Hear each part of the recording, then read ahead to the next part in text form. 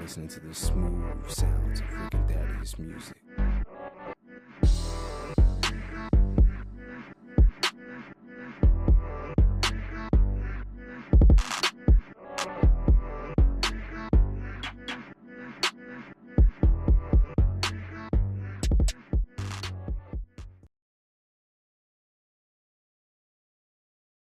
What's up, everybody? Welcome back to another Mindful Monday. As you notice, this Mindful Monday is a little bit different. I don't have my light. I'm using more natural light. My brother's room is a mess because of me, because he's in college, so I just throw my stuff there. Didn't want to move my baseball glove. The fairy lights aren't on. It's my mom's birthday, so I kind of want to do this fast. So this week's topic is about, well, I'm gonna call it, who gave you your calling, right? As being a young person who came to Christ around, I want to say, seriously around 18, 18, 19, I started reading the Bible a lot, and I started preaching around like 19, and, everybody used to tell me, you're going to be a preacher, you're going to be a pastor, go all around the world traveling and preaching the gospel. And to me, that stuff all sounded great, like I received that stuff, but deep down, I was like, but God didn't tell me that. You know what I mean? And what I noticed with churches, that what they do is that when somebody is like a very young age, 16, 17, 18, whatever, 19, 20 years old, reading the Bible, they have a love for the Bible, they have the love for God, they have a love for people, and talking and evangelizing and all that other stuff, we tend to give them a title or tell them their purpose. When in reality, that person is just being a regular Christian.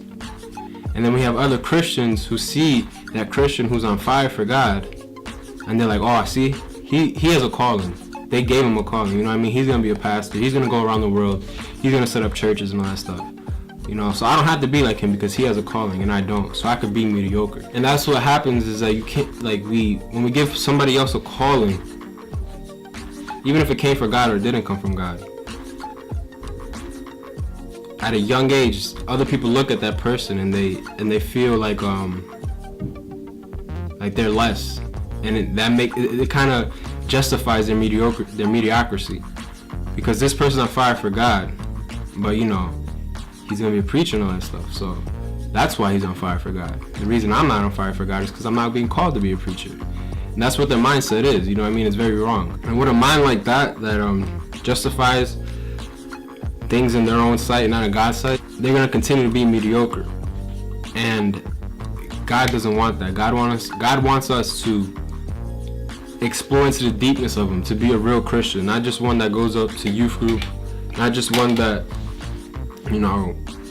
like a Sunday person, a dominguero, as they call in Spanish. Not that type of person. God wants us to be a real Christian that's a love for God, a love for people, and a love for His Word. And this Mindful Monday is very quick, but it packs a punch. It's like Tyson. So I hope you guys enjoyed it. Have a good night. Be safe out there. Enjoy your week. Start your week right. It's a new week, a new change. Be hopeful. If you receive Christ and you have Christ with you, you're part of His fortress. You're part of His castle, and you're part of His government. Actually, let's put it like that. And God's not gonna leave you stranded. Imagine if somebody goes to a war somewhere else, right? Say if I go to war in another country, right, and I'm fighting by myself, but I represent the United States.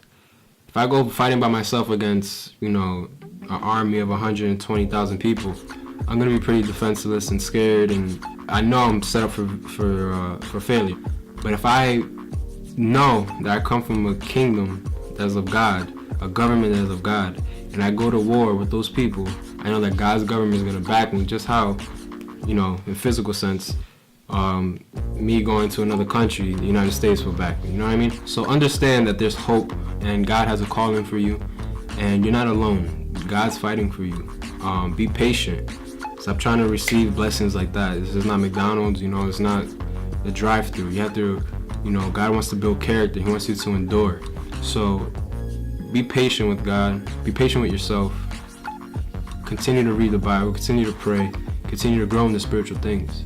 And just God bless you. Have a good day and a good week.